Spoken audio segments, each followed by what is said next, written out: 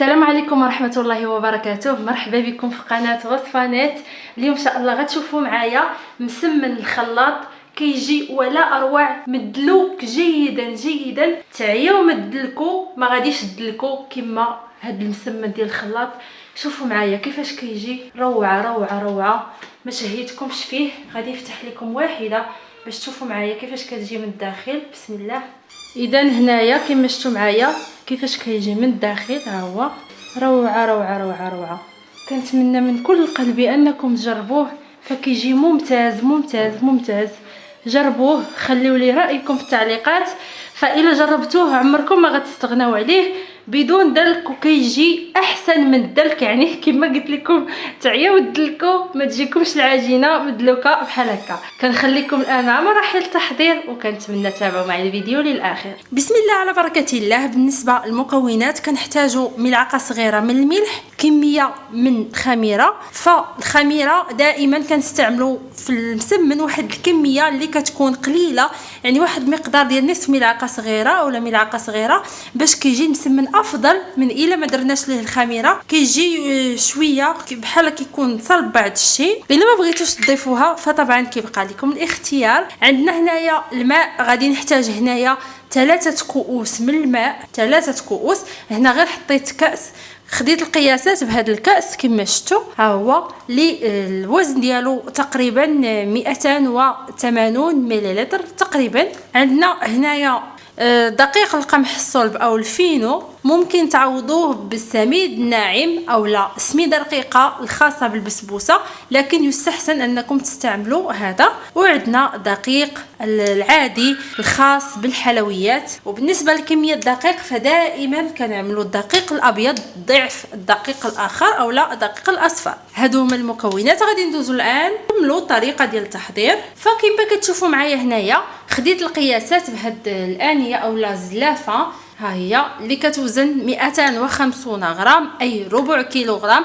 خديت 2 من الدقيق الابيض وواحده من الدقيق القمح الصلب او الفينو. وطبعا هنايا عندنا الخلاط الكهربائي. كنخليو الدقيق الابيض جانبا، كنجيبوا الخلاط وكنوضعوا فيه الملح بسم الله، وغادي نضيف كذلك خميره، يعني غادي نحاول نذوبها قليلا في الماء. ها هي كنضيف ليها الماء بارد، يعني ماشي ماء دافئ او لا ساخن، ماء عادي. غادي نضيف الكاس الاول من الماء، وغادي نضيف هنايا الفينو او لا سميد ناعم جدا، فكنوضعوا هنايا فقط سميد.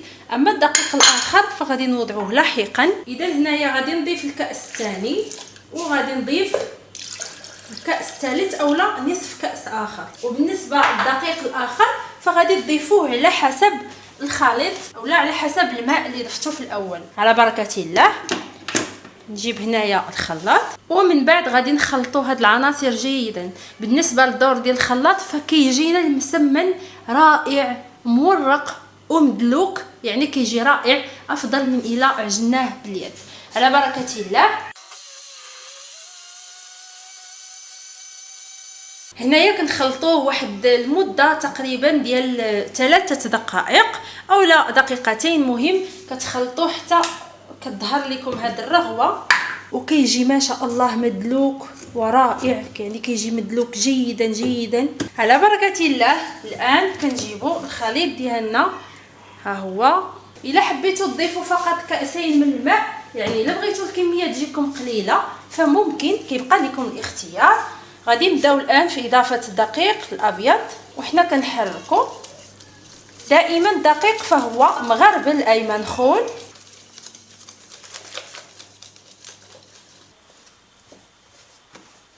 اذا هنايا بعد ما ضفت كميه الدقيق فضفت مباشره الكميه اللي عطيتكم، يعني 2 ديال الزليف. فضفت 2 ديال الزليف ديال الدقيق الابيض مع واحده من الفينو. هنايا خديت لكم، يعني حاولت انني نقيس لكم الكميه ديال الماء بالكامل. فكميه الماء بالكامل اللي استعملت هي نصف لتر. انا هنا استعملت 550 مليلتر، يعني اكثر من نصف لتر بقليل، لكن ممكن تعملوا انتم نصف لتر غادي تجيكم الكميه هي هذيك. ها هي العجينه، ما غاديش تحتاج للدلك. مباشره غادي نبداو نخدموا بها. فكما شفتوا راه كتجي مدلوكه، ما تحتاجش اننا ندلكوها نهائيا. ها هي الا لاحظتوا فقط من الرؤيه ديالها. شفتوا معايا؟ على بركه الله. الان غادي نقسم العجينه الى كرات. فكما شفتوا العجينه كتكون صلبه، ها هي بدون دقيق، ما كتلتصقش لينا نهائيا. غادي نحاول ندهن هنايا بالزيت المكان اللي غادي نوضع فيه الكرات. غادي نحاول نقسمها.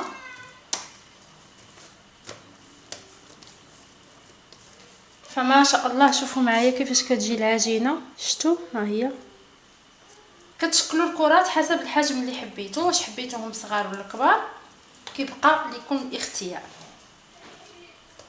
اذا كما شفتوا معايا هنايا فكنشكل منهم كرات. ودائما فاش غادي نبداو نبسطوهم كنبداو اللي شكلنا هي الاولى. من بعد التوريق غادي نحتاجو الزبده وطبعا الزيت، وكذلك كميه من دقيق الفينو اللي عملناها سابقا، ملعقه صغيره من خميره الحلويات البيكنج باودر. غادي نخلطوا هاد المكونات اللي قلت لكم مع بعض باش غادي نعملوا بها الخلطه اللي كنورقوا بها. اذا هنايا خديت الزبده، غادي نضيف عليها كميه من الزيت، وغادي نضيف عليها فينو اولا دقيق القمح السل، وغادي نضيف عليها كذلك كميه من خميره، وكتبقى هاد الخميره اختياريه. بسم الله. غادي نخلط هاد العناصر مع بعضها. وهنايا غادي نبقى نضيف الدقيق حتى كنحصل على مثل العجينه، يعني كنحصل على واحد العجينه اللي كتكون رخوه. اذا على بركه الله غادي نبداو الان في التشكيل. كما شفتوا ها هي الخليط ديالنا، وغادي نبداو نشكلوا المسمن ديالنا ولا المسمنات ديالنا. فكيجيو ما شاء الله ما شاء الله. ها هما شوفوا، يعني كتجي العجينه مدلوكه ورطبه ورائعه. واخا تعياو دلكوا بيديكم ما غاديش تجيكم بهذه النتيجه. اذا غادي نبسطها هكا، وغادي نجيب الان الخلطه ديالنا وغادي نبدا نوضعها في الوسط. اذا على بركه الله غادي ناخذوا هاد المسمن ديالنا. اذا غادي نتنيه هكا كما شفتوا معايا هاد الطريقه. اذا كنتنيه على شكل ظرف هكا باش كيجينا مورق اكثر. ومن بعد غادي ندهن كذلك هنايا بهذا الخليط.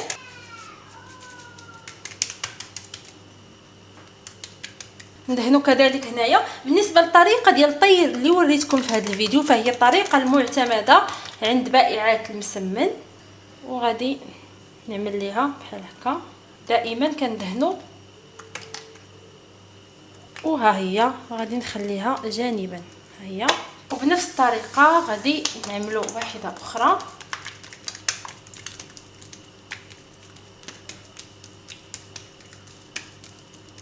كندهنوها كذلك. بسم الله.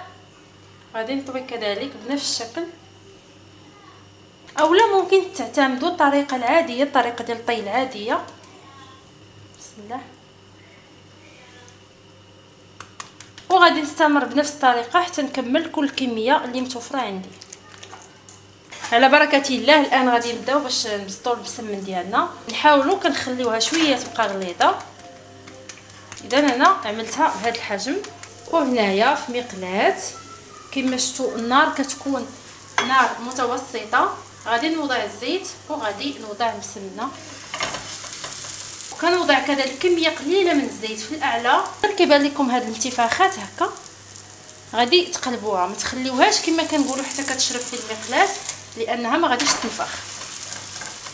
فهنايا كنطيبت واحده اخرى. ها هي نخليها تحمر شويه. غادي نحاول انني نحركوها حتى كتحمر وكتنتفخ.